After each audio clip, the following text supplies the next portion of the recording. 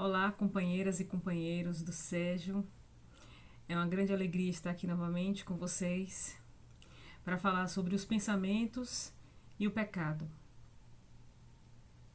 Antes, roguemos ao Mestre Jesus a iluminação sobre os nossos corações para que a gente consiga entender, absorver, apreender aquilo que o Evangelho nos traz, aquilo que o Espiritismo nos convida a observar com maior profundidade,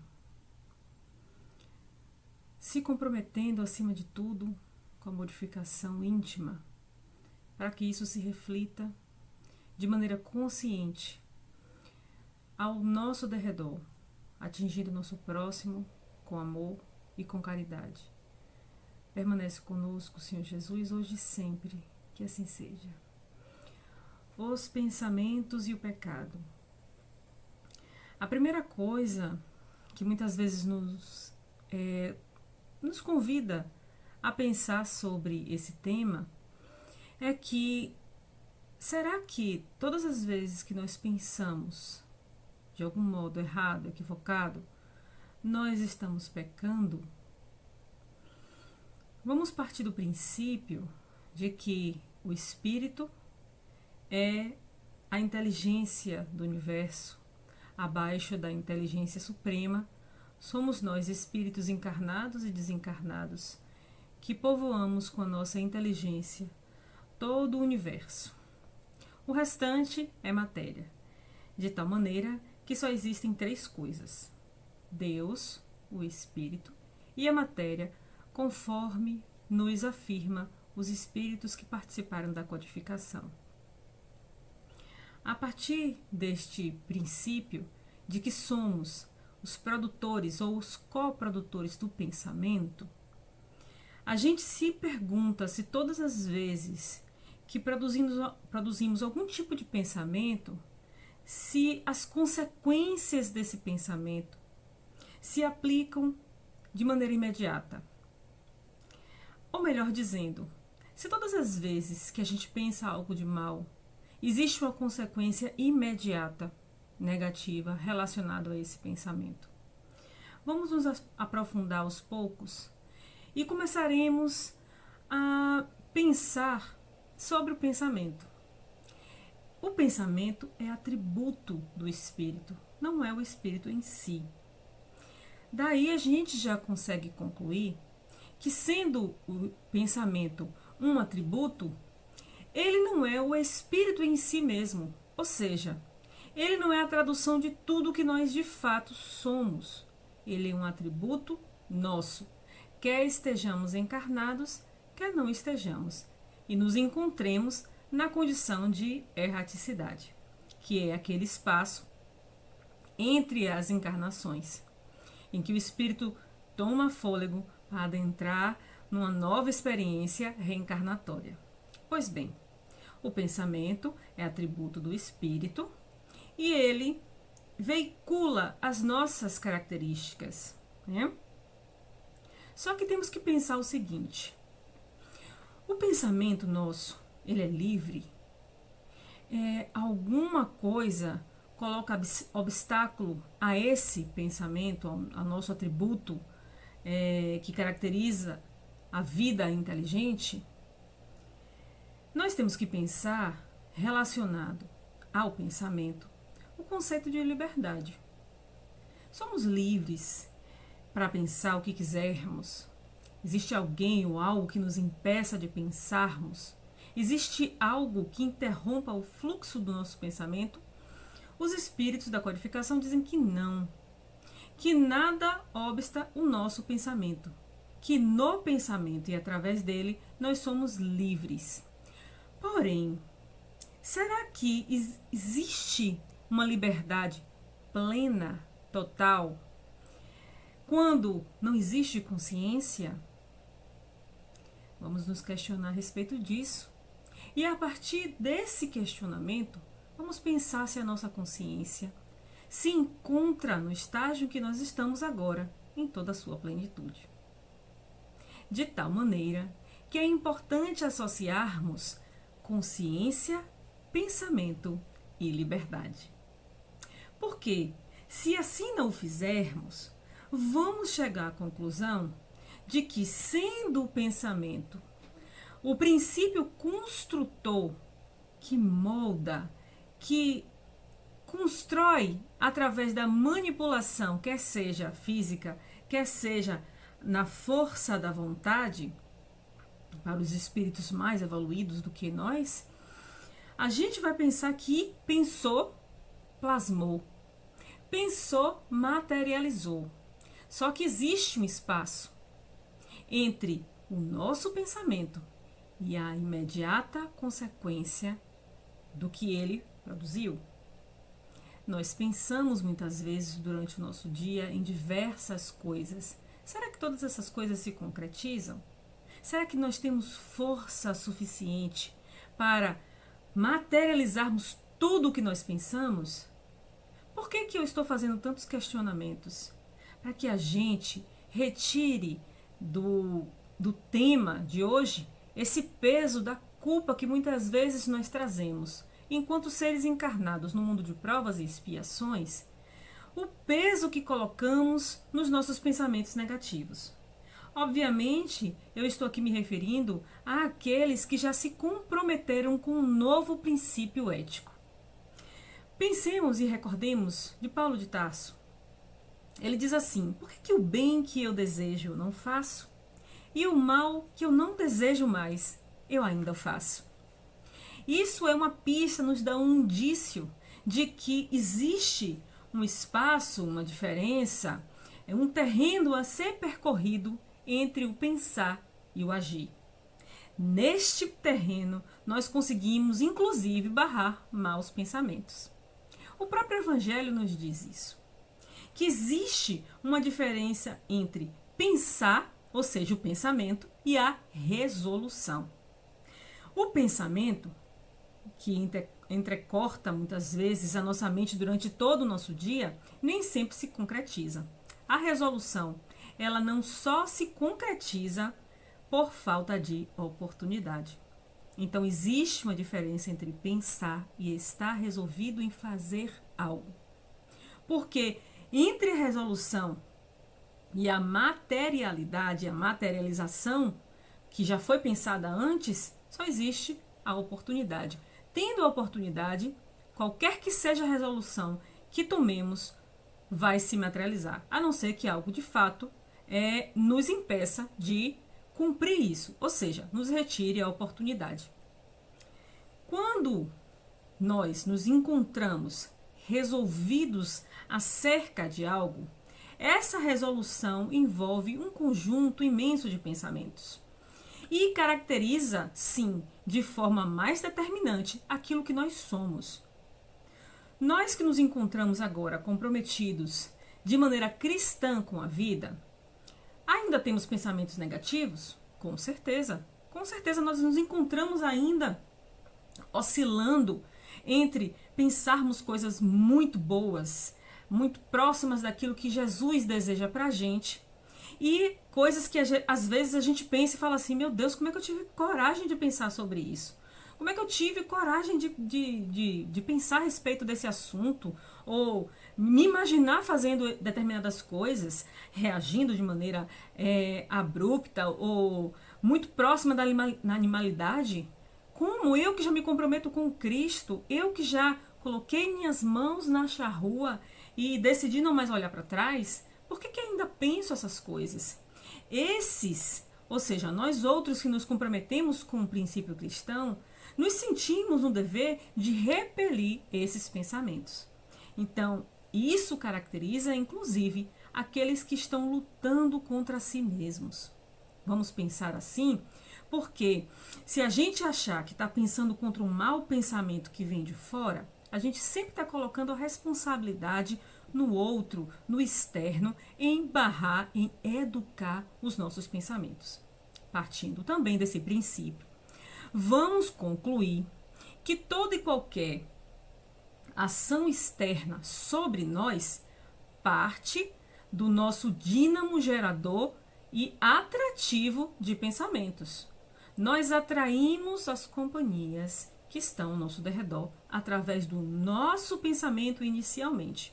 Se sintonizamos ou não com forças negativas, certamente é de responsabilidade nossa.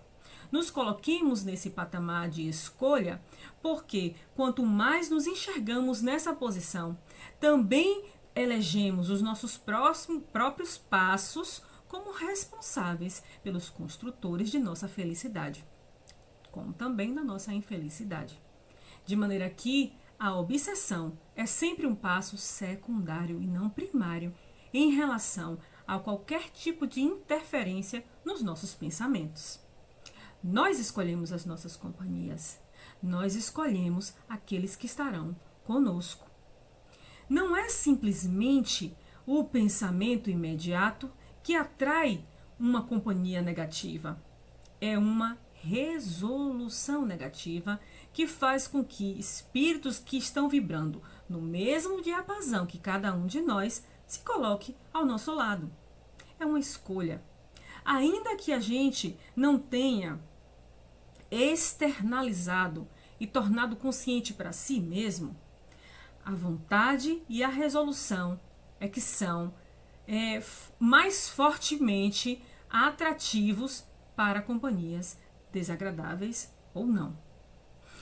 Pensemos assim também em relação à desconstrução da palavra pecado.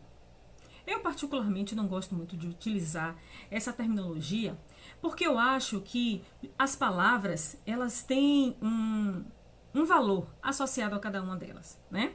Então, se a gente pensa assim, por exemplo, culpa, o que está atrelado ao conceito de culpa? Como é que se comporta alguém que se sente culpado, né?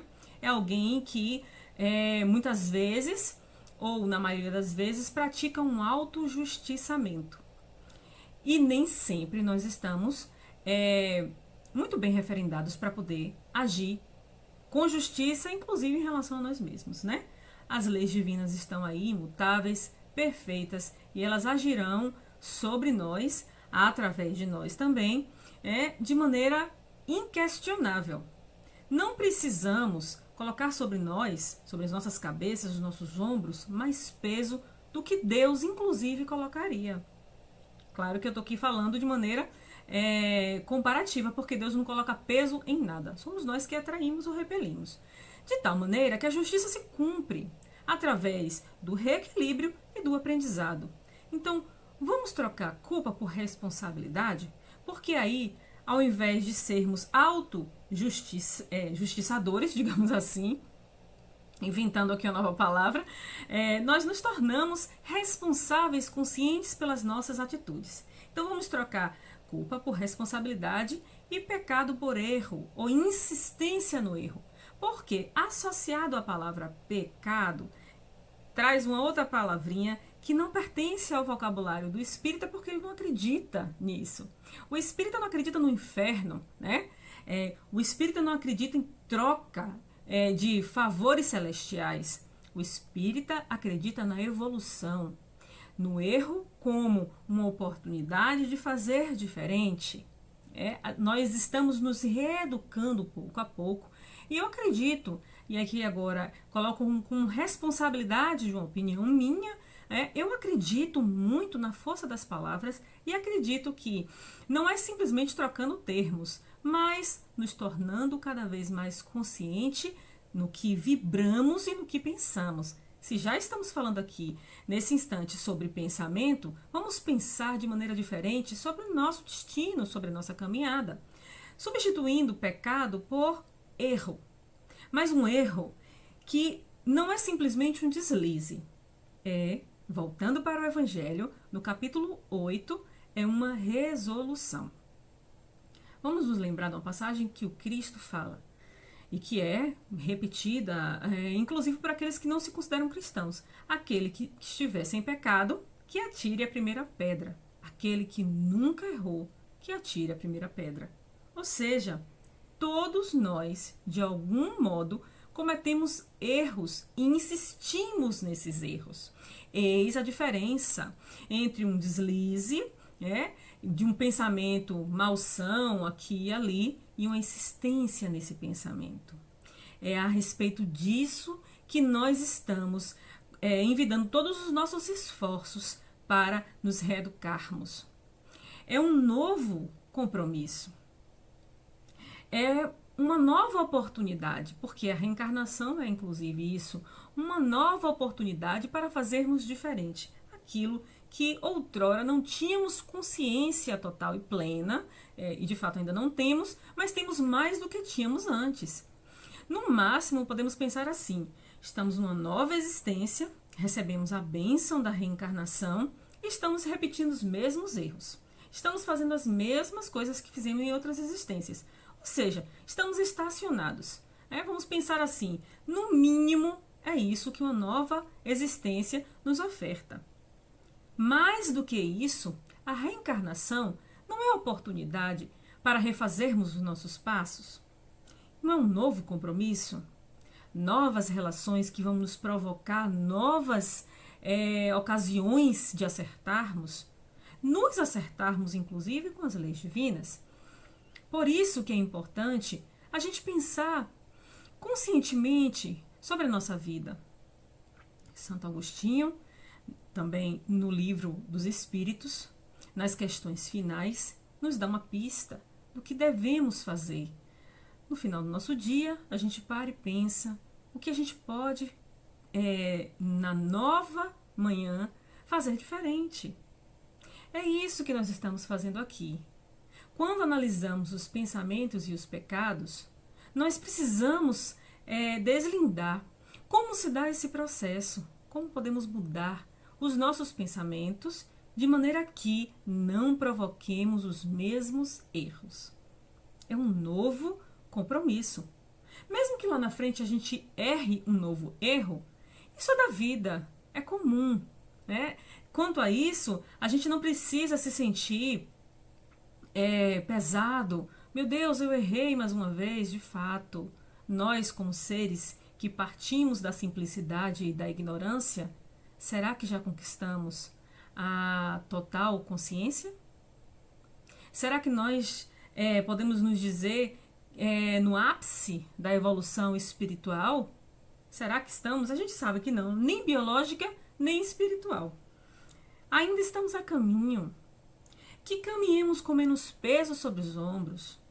Que consigamos, ao refletir sobre nossa existência, não perdoar falhas contínuas, não nos dar desculpas sobre os nossos erros, que nós sabemos que não deveríamos cometer novamente. Não é disso que eu estou falando. Não é caminhar de maneira irresponsável sobre a vida, mas é ter menos peso sobre os ombros, porque enfrentamos batalhas todos os dias.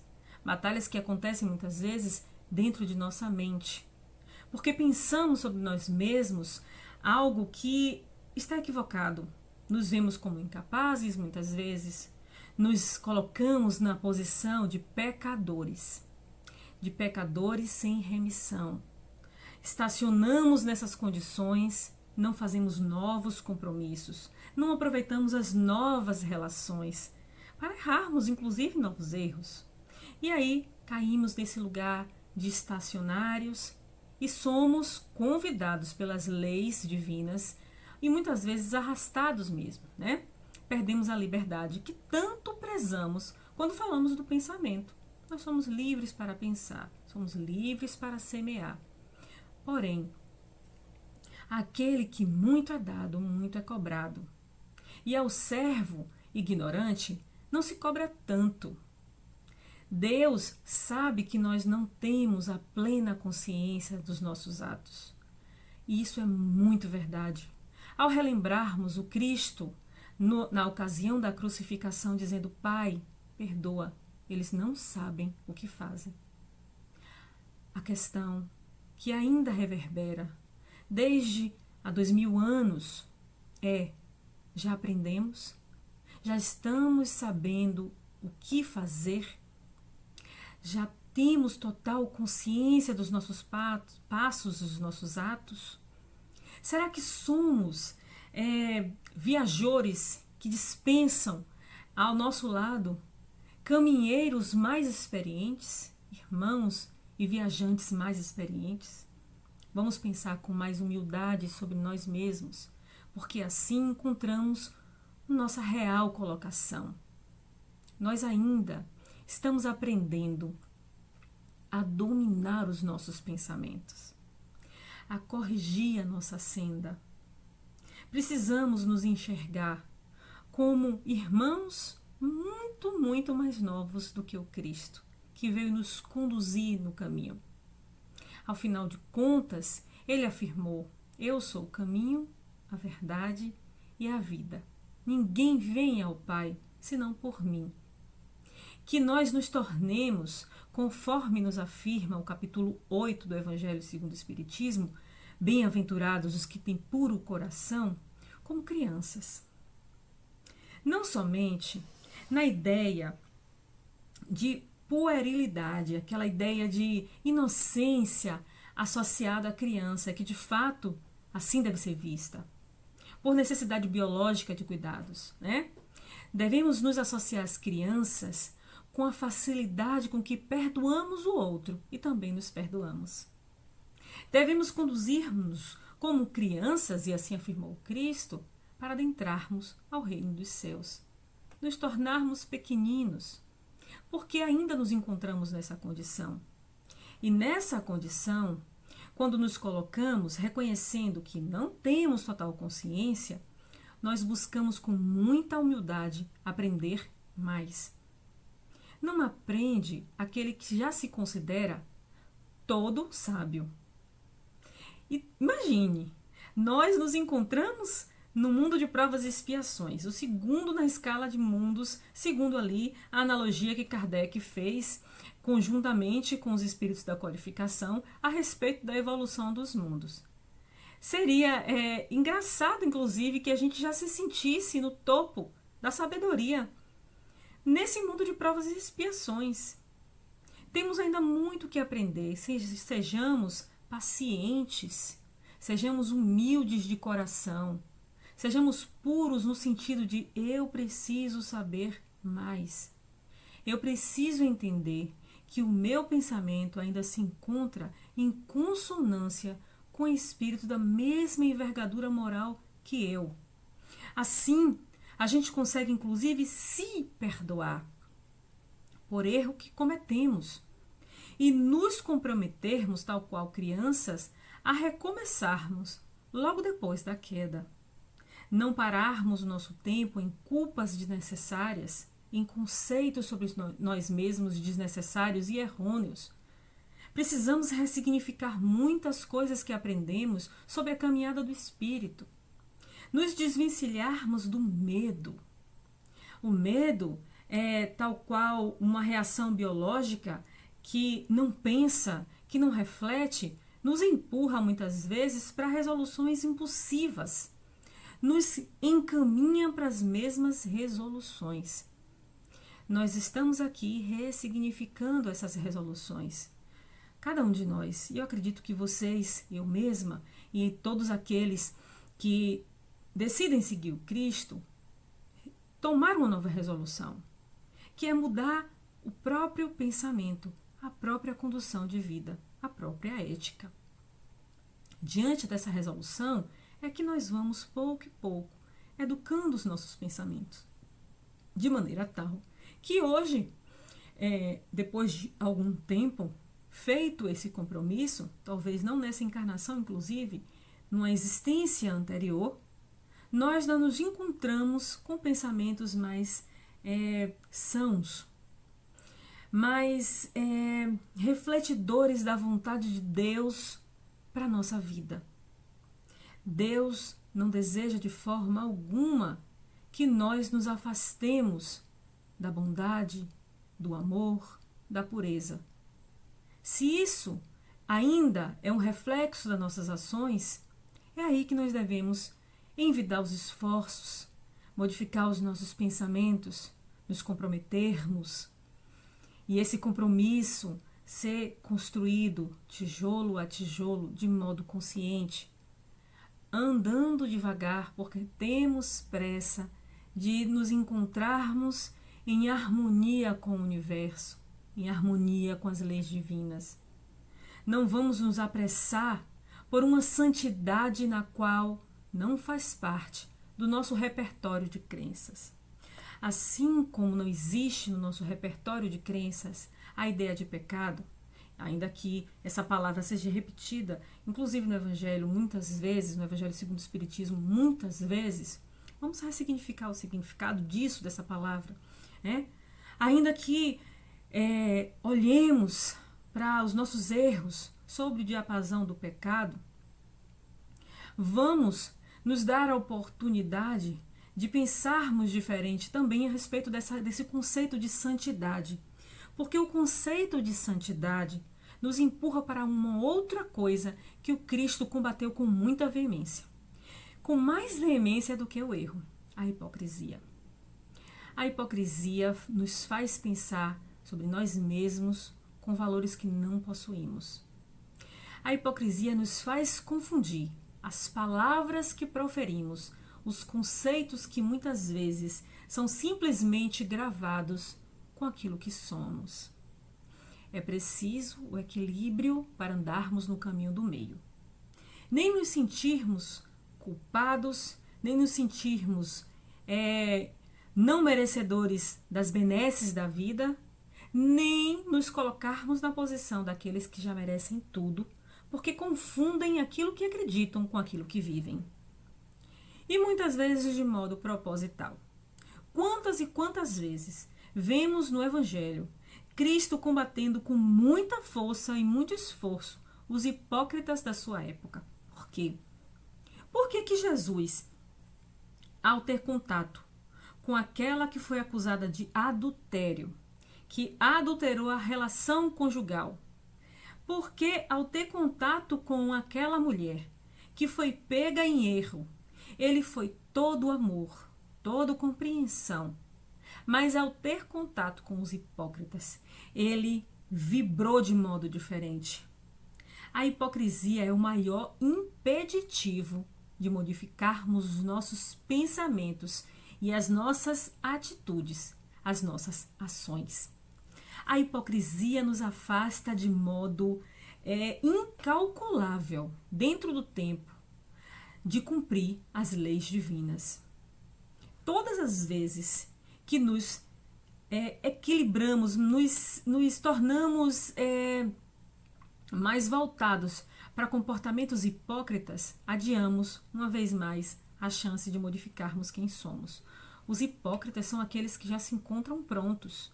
Jamais se colocariam no lugar daquele que ora, tal qual também aparece no Evangelho, como pecador, que diz: Senhor, eu tenho consciência de quem eu sou. Não sou digno sequer de levantar os meus olhos aos céus. E aí Jesus diz: este está mais próximo do que aquele que se considera todo perfeito, mais digno do que o outro, o hipócrita, por natureza. Precisamos combater a hipocrisia, sim, com muita veemência. Diferente de identificarmos um erro em nós e nos sentimos pesados, a hipocrisia não identifica erro algum. A hipocrisia nos afasta, inclusive, da consciência, da autoconsciência, porque coloca uma máscara de uma bondade, de uma benesse que ainda não alcançamos. Nos afasta exatamente da pureza do coração. Nos faz, inclusive, nos comprometermos com atitudes externas, com a crença de que, colocando uma máscara bonita nas nossas atitudes, nós enganamos, inclusive, ao próprio Deus. Adiamos a tão desejada melhoria espiritual quando nos associamos com atitudes hipócritas e convidamos com as nossas atitudes e nossos pensamentos de hipocrisia espíritos que vibram no mesmo diapasão. Aí nós podemos identificar, por exemplo, uma fascinação. Os pseudo-sábios se aproximam muito facilmente daqueles que já se consideram totalmente corrigidos. Jamais eu irei fazer isso que o outro está fazendo. Jamais eu irei cometer essa atitude. Quantas vezes nós nos tornamos hipócritas ao afirmarmos isso? Nós somos capazes ainda de cairmos em tentação.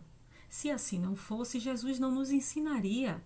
Ao final da oração dominical, não nos deixeis cair em tentação, mas livra-nos de todo o mal que ainda trazemos em nós. E assim seja. Assim o Cristo nos ensinou a orar para que nos tornássemos mais fortes contra a nossa própria hipocrisia, reconhecendo que ainda somos falhos e estamos ainda próximos de tomarmos quedas, mesmo que já tenhamos resolvido não tomá-las mais, né? Não cairmos mais em tentação. Se nós reconhecemos essa possibilidade, nos aproximamos mais daquilo que queremos ser, dos bons que queremos nos tornar. Não sabemos a que tempo, porque a bondade até o Cristo recusou ser chamado. Bom, somente o meu Pai que está nos céus. Mestre, eu sou, mas bom, somente meu Pai que está nos céus. Portanto, é preciso que nós aproximemos os nossos pensamentos, o desejo de olharmos para nós mesmos com coragem de reconhecer o que somos. Reconhecendo o que somos, assumindo os nossos defeitos, assumindo as nossas características que ainda não são desejáveis, mas que queremos já combater, como Paulo de Tarso, nós nos aproximamos também daquilo que o Cristo caracterizou como criança. A criança ela tem uma facilidade de reconhecer quem ela é, no sentido de assumir sem a culpa, sem o erro, com um peso tão grande. Não sabemos quando exatamente, mas provavelmente quando perdemos a inocência, né, que a fase da infância nos permite, nós começamos a nos sentir pesados perante os erros que cometemos. Precisamos olhar a vida com mais leveza, tal qual crianças, nos perdoando com mais facilidade também, nos fazendo esse compromisso de não somente lavarmos as mãos para purificarmos o nosso exterior, né?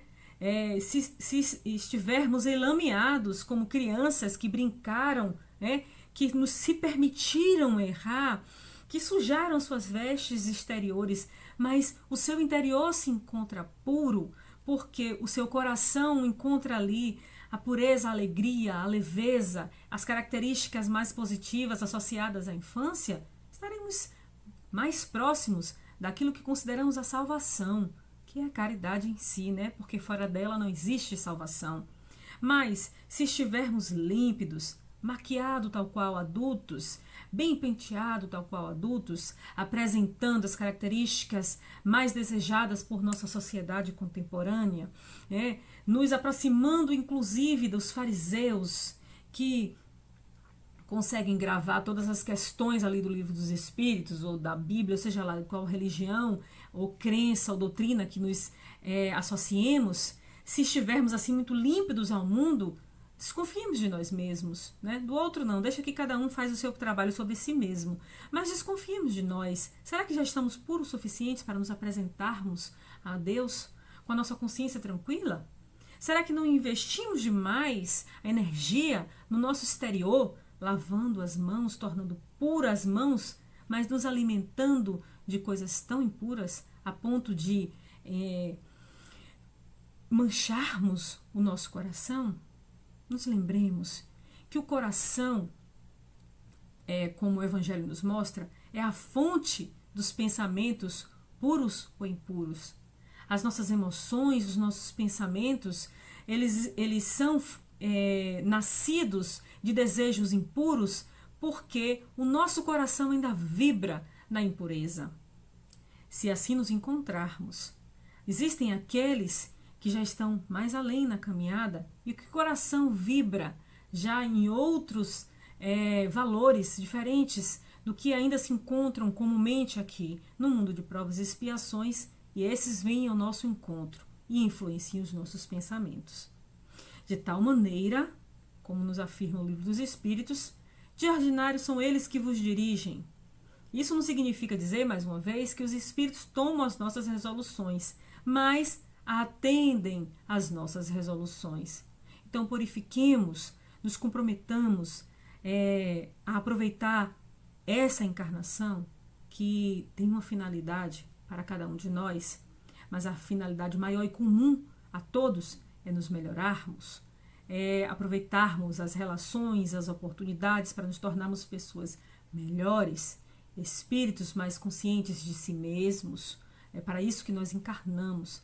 Então, a encarnação não é a finalidade em si, mas é um meio através do qual nos comprometemos com novos valores, nos comprometemos com relações mais sãs, nos comprometemos com companhias mais sãs também. O espírito, ele só deixa de sofrer más influências quando ele se eleva bastante para não se deixar arrastar pelas coisas desse mundo. O compromisso é diário. É através da modificação, do comprometimento com um novo pensamento. Vamos partir do pensamento de que podemos construir dia a dia o que somos. Não é assim que nós vivemos? Se nos tornamos espíritas, foi com um propósito. Nós acreditamos na racionalidade para olharmos para a vida, para construirmos a nossa crença íntima, a crença que baliza toda a nossa vida. Nós construímos o nosso escopo ético através da racionalidade. Então, eu proponho, assim como proponho para mim mesma, elegermos, por exemplo, uma característica nossa. Cada um de nós já sabe um pouco a respeito de si, sabe onde traz aquele calcanhar de Aquiles que nos derruba, né? A gente já sabe um pouquinho a respeito da gente.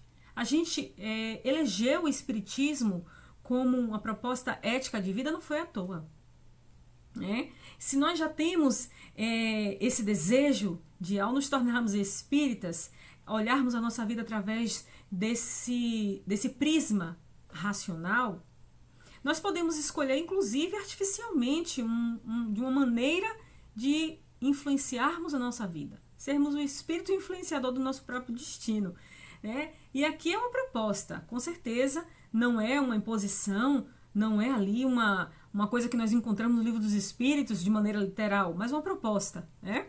De a cada dia olharmos para um defeito diferente que nós possuímos, sem esse peso que eu falei relacionado à culpa, mas com um compromisso, uma responsabilidade. Hoje eu vou olhar todas as atitudes que me aproximam do egoísmo. E aí a gente olha como está agindo no nosso dia a dia a respeito disso. No dia seguinte, a gente faz, hoje eu vou observar as atitudes que estão me levando a me associar com o orgulho que eu trago em mim. E aí a gente vai atacando cada um desses defeitos através de um pensamento consciente e combatendo defeitos que trazemos em nós, que produzem más resoluções e que dessas más resoluções nos levam a cometer, falar palavras que muitas vezes ferem o outro. Estamos no mundo de relação, nos lembremos disso. Não é simplesmente combater o pensamento e ficar ali quietinho, mas precisamos comprovar no nosso dia a dia, né? É para isso que nós estamos no mundo de provas também, né? Então, falar coisas ruins e depois que conseguimos frear pensamento, palavras, nós conseguiremos também frear atitudes. E aí, de freio em freio, vamos parando aquilo que nos direcionava de maneira, inclusive, inconsciente, numa direção que não queremos mais, né? Agora é o momento de paramos, não queremos mais isso, não nos reconhecemos mais com aquela figura antiga, com as vestes rotas do ser humano velho, do homem velho. Tiramos essas vestes e mudamos de direção. Damos um passo numa nova direção que muda tudo. Um passo, ele é somente um passo, mas ele muda inclusive uma direção inteira. E aí nesse compromisso com nós mesmos, mudando de pensamento, nós vamos construindo um novo eu. Até que não sabemos, inclusive, em que existência, nós nos reconhecemos mais com aquele que nós fomos em outras existências. Assim, pouco e pouco, o espírito vai viajando e vibrando em nova consonância, ampliando a sua consciência, e eis um espírito renovado, que pode agir de maneira muito mais consciente, de maneira muito mais livre, inclusive, porque a consciência é diretamente proporcional à liberdade que temos e à autoconsciência que possuímos. Então, quanto mais consciente, mais livres, mais nós recebemos das leis divinas a oportunidade de agirmos em favor da vida. Assim, aos poucos vamos evoluindo uma direção melhor, sem peso, sem culpas, sem cobranças de uma santidade que não existe, né? Sem nos enxergarmos com essa imagem de santo que não possuímos, que não nos comprometemos. Nós nos comprometemos com a reforma íntima, não com a santidade. Santidade é algo muito posto, assim como o pecado já é uma coisa construída ali, a santidade também é. Então, nos comprometemos com o caminho do meio, nos comprometemos com novos pensamentos diariamente, respeitando a nossa caminhada, a nossa evolução, a nossa velocidade e dando isso também ao nosso próximo. Dentro de tudo isso, nós, em algum tempo, em algum momento, veremos um mundo melhor, uma vida mais feliz para nós mesmos e para aqueles que nos cercam. Que os nossos pensamentos reflitam sempre, cada dia mais, novas resoluções. Assim, nos comprometemos com a felicidade, não somente nossa, mas daqueles que estão conosco. Desejo que cada uma e cada um de vocês possa aproveitar de algum modo as palavras aqui ditas nessa conversa fraterna, que a gente recorra ao Evangelho. O capítulo é o 8º, bem-aventurados os que têm puro o coração puro, e que a gente, cada vez mais, comprometido não somente com as palavras, mas com as ações, se reconheça uma nova pessoa, e que ofereça à vida um espírito mais leve, mais consciente, até que alcancemos, não sabemos quando, a pureza. Assim, Jesus nos convidou a estar com Deus. Puros são aqueles que enxergam o Pai. Como não nos encontramos ainda nesse lugar, respeitemos a nossa caminhada e vamos nos comprometermos com nossos pensamentos. Que Jesus esteja com cada um de vocês, hoje e sempre, e que assim seja.